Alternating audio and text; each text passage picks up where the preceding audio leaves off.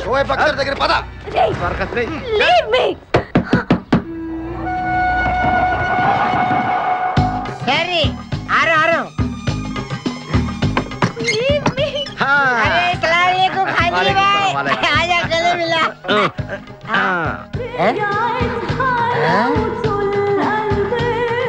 खादरी भाई నాకి పెళ్లి చేయడానికి బుల్బుల్ తీసుకొచ్చినా.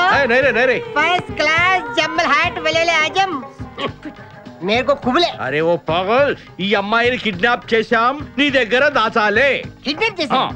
अंदर आ अंदर आ चलो अंदर चलो. ए भाई एक मिनट ये राजा हिंदुस्तानी कौन है? ये मेन किडनैपर మన వాటా 25 లక్షలు.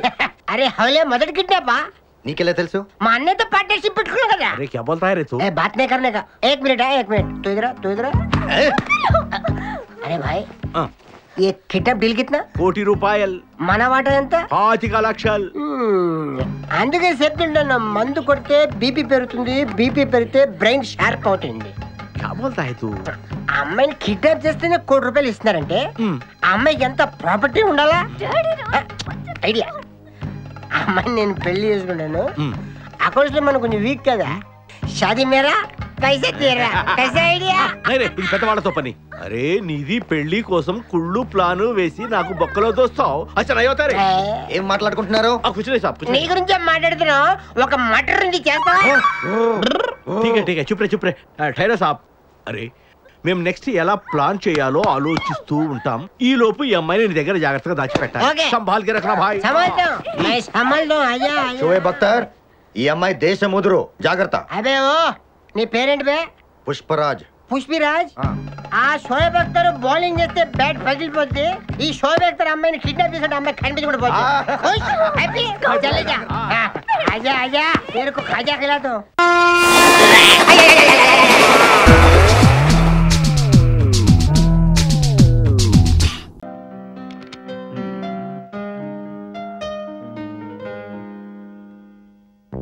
ఏంటి మన లక్కీ ఇలా కలిసి వచ్చేస్తుంది కదా.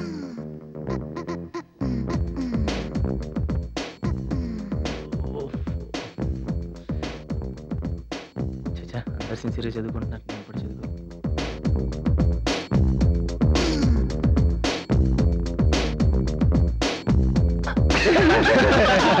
చూడు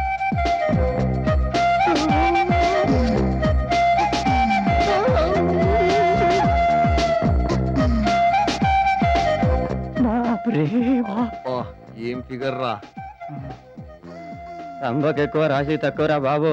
మొన్న బిఎఫ్ లో చూసిన ఫిగర్ లా ఉంది కదరా.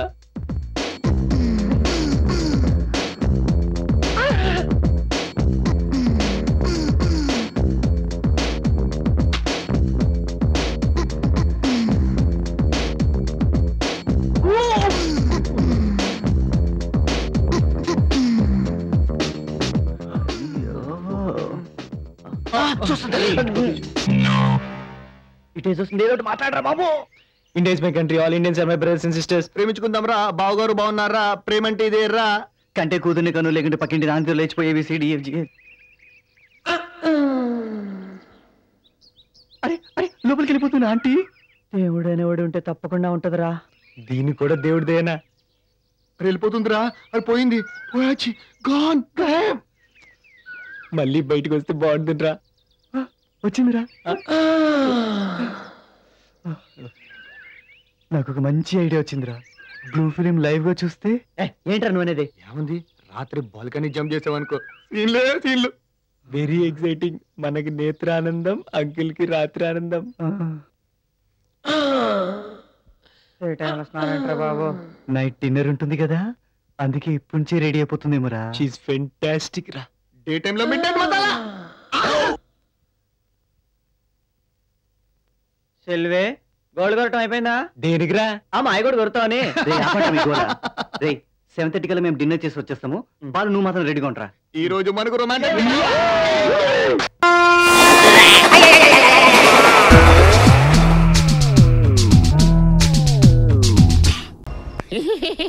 అని ఏదో బిల్డప్ ఇచ్చా మళ్ళీ ఎలా తిరిగి వచ్చాడు? అదే నాకు అర్థం కావట్లేదు. కొన్నా నీకు అర్థమయ్యేలా నేను చెప్తాను.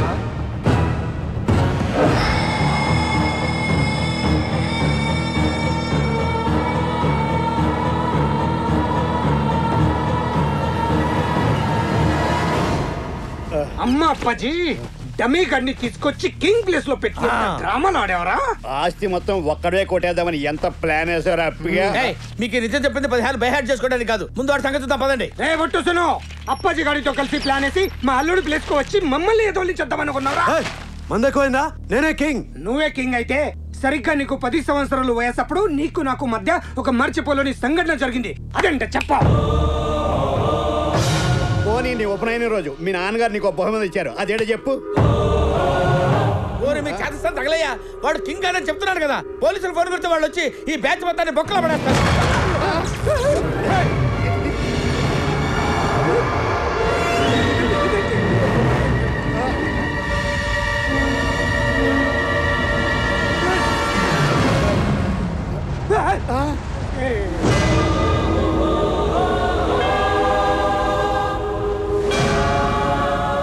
ఏంటో చూస్తున్నావు?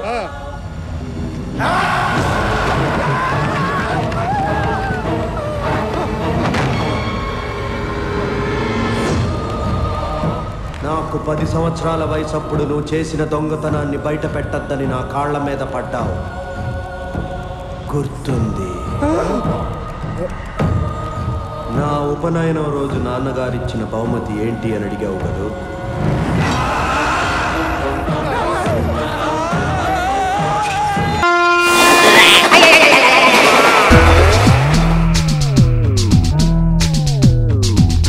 మా పంచాయతీ గెట్ హౌస్ అంటే దేవుడు గుర్తు సమానం అండి. ఉత్తప్పుడు దీన్ని తెరవండి, ఏదో మీ బోటి పెద్దోళ్ళు వచ్చినప్పుడే దీన్ని తెరుతామండి. తెరవరా ఎదవా?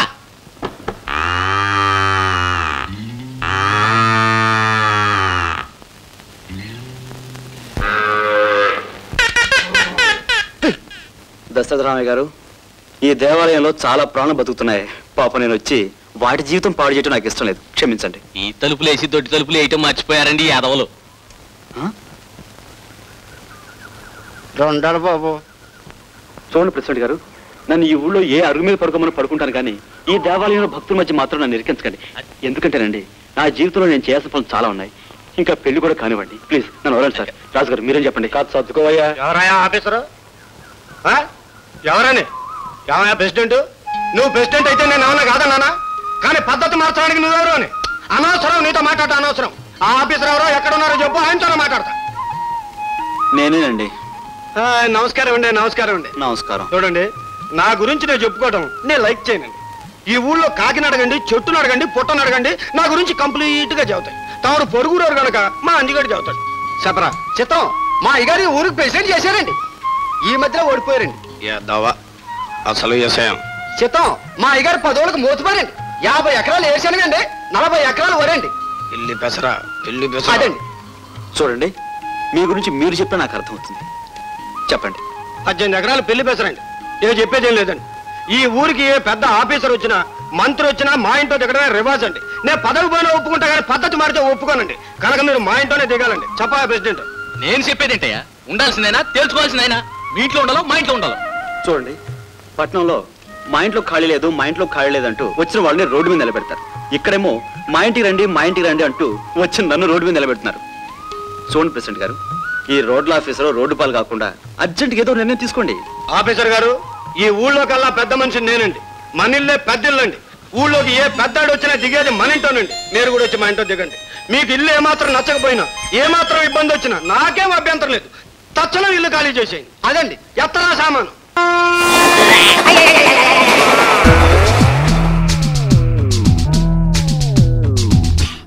వాడేదో నీ పోలికలతో పుట్టాడు కదా అని కాస్త గారాపం చేశాను అంతే. నెత్తి కూర్చున్నాడు. ఏ లోకల్లో ఉన్నావో ఏమో.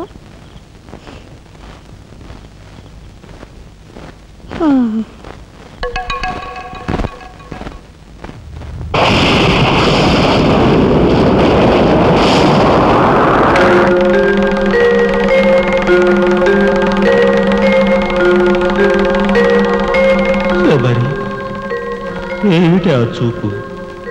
నేను గుర్తుపట్టలేదా? అయ్యా నా దేవుడు, నువ్వా? అయ్యా, నన్ను తాకరాదు. ఆత్మ రూపంలో ఉన్న నన్ను తాకితే మాయమైపోతాను. అపచారం అపచారం. అయ్యా పచ్చికుండగా ఒక్కరోజు కూడా గడ్డం మాయనిచ్చేవాడివి కాదు. మగ మహారాజులాగా మెలమెల మెరిసిపోయేవాడివి. ఇప్పుడు ఏంటయ్యా గడ్డం అట్ట మాసింది? అదక్కడి రూలు. ఏమిటి చిన్నాడు మీద విరుచుకు పడుతున్నావట? వాడు ఒట్టి అల్లరాడైపోయాడయ్యా. వాడిని ఇంటికి రాని వాడి కాళ్ళెర కొడతాను. ఎంత పొరపడుతున్నావు శబరి? చిన్నాడంటే ఎవరనుకున్నావు? ఎవరు? నేనే. నీ మీద మమకారం చావక, ప్రేమ తీరక మళ్ళీ వాడి రూపంలో జన్మించాను. వాడే నేను, నేనే వాడు. నువ్వా? చిన్నాడిది నీ అంశ? ఒట్టు. మరి ఇన్నాళ్ళు నువ్వు నాతో చెప్పలేదేమయ్యా? ఆ ఐడియా నాకు ఇప్పుడే వచ్చింది ప్రియ. చూడు శబరి, ఇక మీదట వాడు ఎంత లేటుగా వచ్చినా, ఎంత పొద్దుకి లేచినా, ఏ పని చేసినా చేయకపోయినా వాడిని కించత్ మాట అనకు. అన్నాహో స్వర్గంలో నేను క్షోభపడిపోతాను. అమ్మో అమ్మో, ఎంత మాట! వాడికి ఏమన్ను? అయ్యా రాకొచ్చావు 4 మెతుకులు తినేళ్ళవా? నాకంత వ్యవధి లేదు శబరి. అవతల స్వర్గంలో నా కోసం రంభ, ఊర్వశి, మేనక డాన్స్ చేయకుండా ఎదురు చూస్తూ ఉంటారు. శబరి ఏమిటా అలక? సహజమే. చూడు శబరి, నువ్వు నాకు పాదాభివందనం చేసుకుంటే నీకు స్వర్గం ప్రాప్తిస్తుంది. అక్కడ మనం కలిసి డాన్స్ ఆడదాం. నిజమా?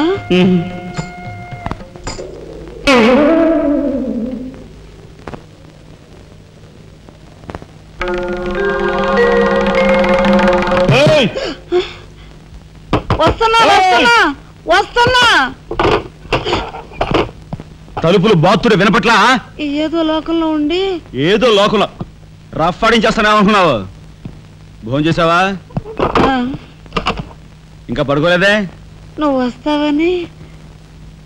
నేను వస్తానని అర్ధరాత్రి వరకు నా కోసం ఎదురు చూస్తుంటే నీ ఆరోగ్యం ఏమైపోతుంది? పడుకో. ఏమిటా చూపు? పడుకో.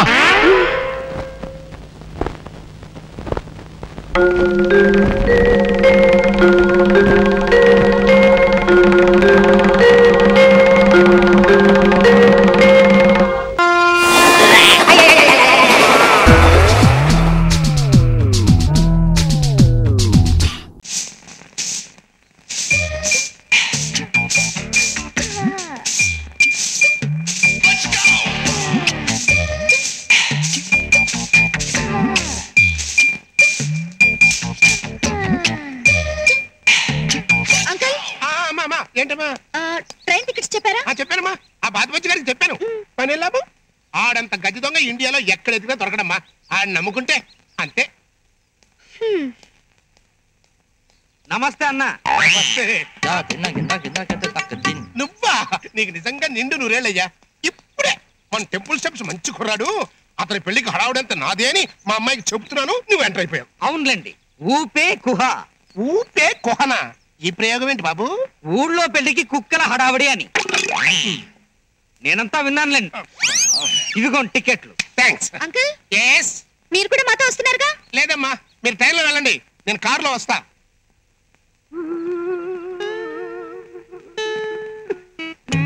మరి నేను వెళ్ళొస్తానన్న. Tata, cheerio, good bye. ఎంత సెంటిమెంటు, ఎంత సెంటిమెంటు. ఈ బాధంతా నేను వెళ్ళిపోతున్నాననే. కాదన్నా, మీకంటే ముందు మీ కాలో చెయ్యో వెళ్ళిపోతుందండి. ఈ రోజు 18వ తారీఖు అన్నా.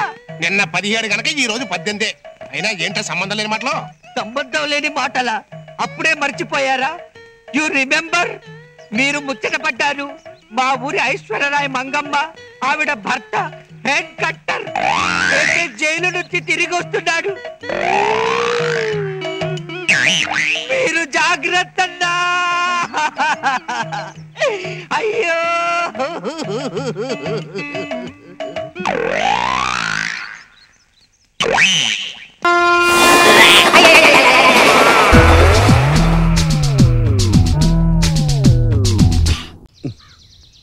ఆటో లేనట్టున్నాడు. ఆటో కావాలా? మరి నాకు ఇచ్చేస్తే నీకో సొంత ఆటో కదలే కానీ మ్యాటర్ అంటే చెప్పు. షాక్ అబ్జర్వర్స్ బాగా పనిచేస్తున్నాయా? బాగా పనిచేస్తున్నాయా? ఇంటికి అడగాలి. ఎక్కడికి వెళ్ళక్కర్లేదు, ఆటో ఇక్కడే ఉంచుకో. కావాలంటే మీటర్ రన్ చేసుకో. సైడ్ కర్టెన్స్ ఉన్నాయి కదా. సైడ్ కట్టెలు అంటే ఫ్రంట్ కూడా కట్టిన ఉంది. ఇన్ని డీటెయిల్స్ ఎందుకు అడుగుతున్నావు? ఏమీ లేదు, నాతో పాటు కొంచెంసేపు మా ఫ్రెండ్ స్టే చేస్తారు. స్టే చేయమను. వారికి స్మోకింగ్ పడదు, కొంచెం అలాగే వెళ్ళి కానిస్తే. అలాగే తొందర ఏదో పెట్టి కాల్చుకురండి.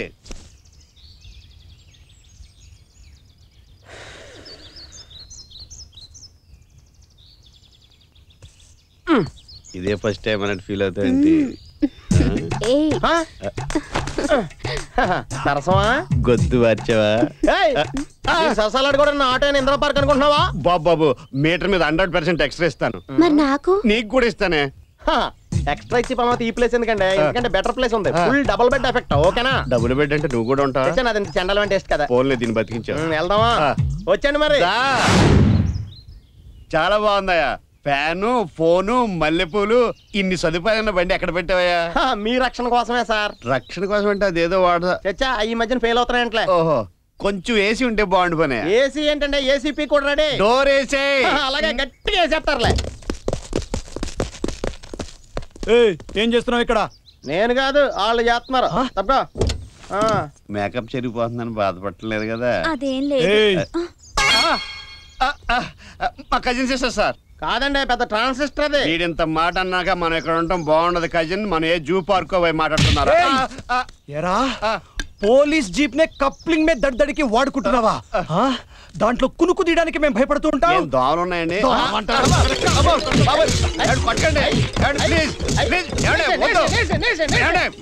నన్ను వదిలేడు, కావాలంటే దాని నుంచి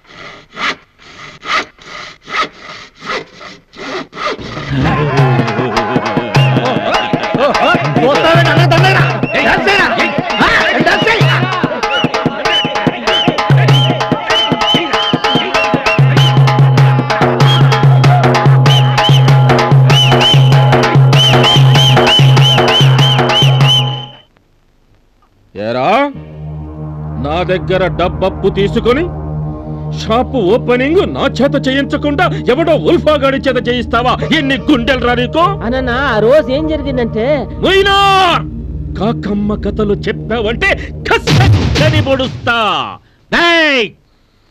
ఈ రోజే, ఇప్పుడే, ఈ క్షణమే నువ్వు షాప్ ఓపెనింగ్ చేసినట్టు లెక్క. ఎప్పుడు చేశావు? ఈ రోజే ఓపెనింగ్ అయిందని నేనే పబ్లిసిటీ చేసేస్తా. మామూలుగా ఇలాంటి ఓపెనింగులకి మనం ఏం తీసుకుంటాం? 5 ఏళ్ళన్నా. అది వాళ్ళు పిలిచి మన చేత చేయించుకుంటే, కానీ మనకై మనమే వెళ్ళి చేస్తే 10 ఏళ్ళన్నా. అది మర్యాదగా 10,000 ఇచ్చేసేయి, లేకపోతే అన్న కత్తే మాట్లాడుద్ది. ఇస్తాను.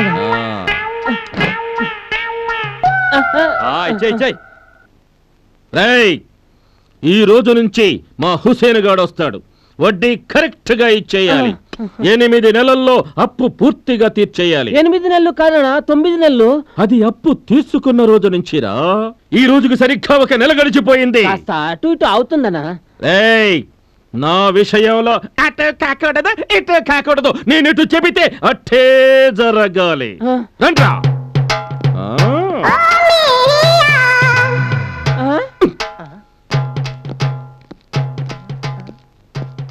సార్ వాళ్ళు వెళ్ళిపోతున్నారు. వాళ్ళు పట్టుకుని బొమ్మ డబ్బులు వసూలు చేసుకొస్తా. ఏంటో